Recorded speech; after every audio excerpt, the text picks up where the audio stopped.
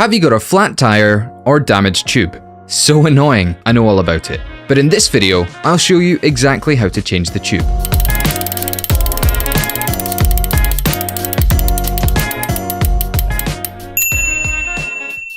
If possible, turn your bike upside down.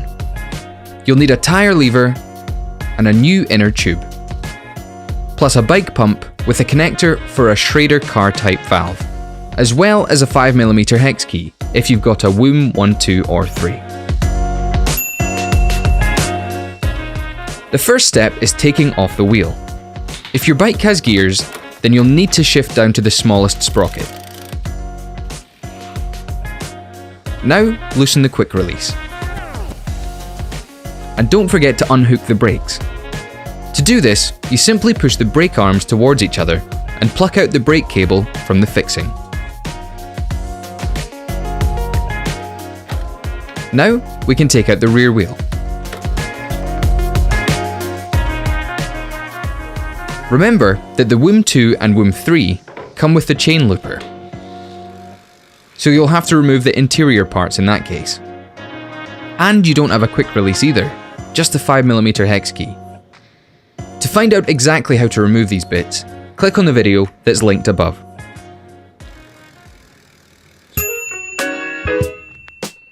Now we need to take off the valve cap and push the tire lever under the tire.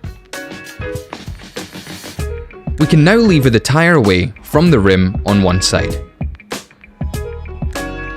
Once that's done, take out the tube and put it to one side.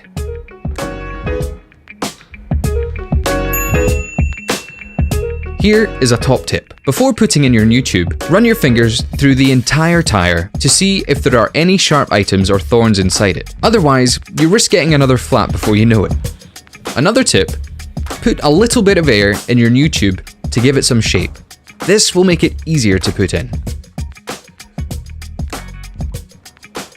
Now get the wheel and find the valve hole. Make some space around the tire here and put the new valve through the valve hole. When putting your new tube onto the rim, make sure it doesn't get trapped by the tire at any point. This could also lead to another flat tire.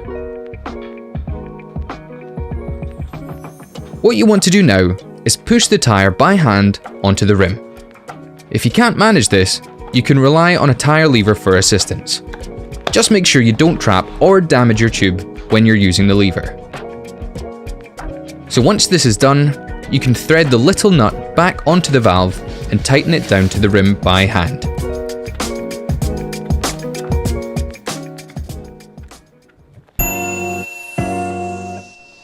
Now we can put the rear wheel back on the bike.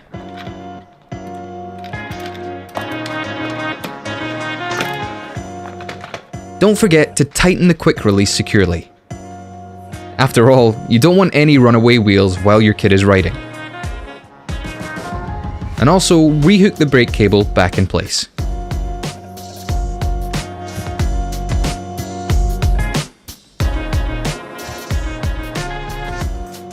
Now we're ready to pump it up. I suggest pumping up your tires to 3 to 3.5 bar.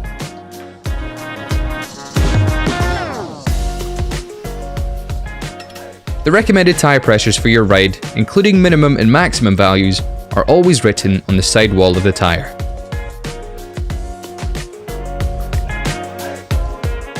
And finally, screw the valve cap back onto the valve. Now, let's check to see that the gears are working properly and that the rear wheel is in straight.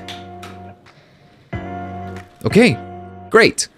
You've changed the tube and the bike is now ready to ride again. If you've got any questions at all, just pop a comment down below.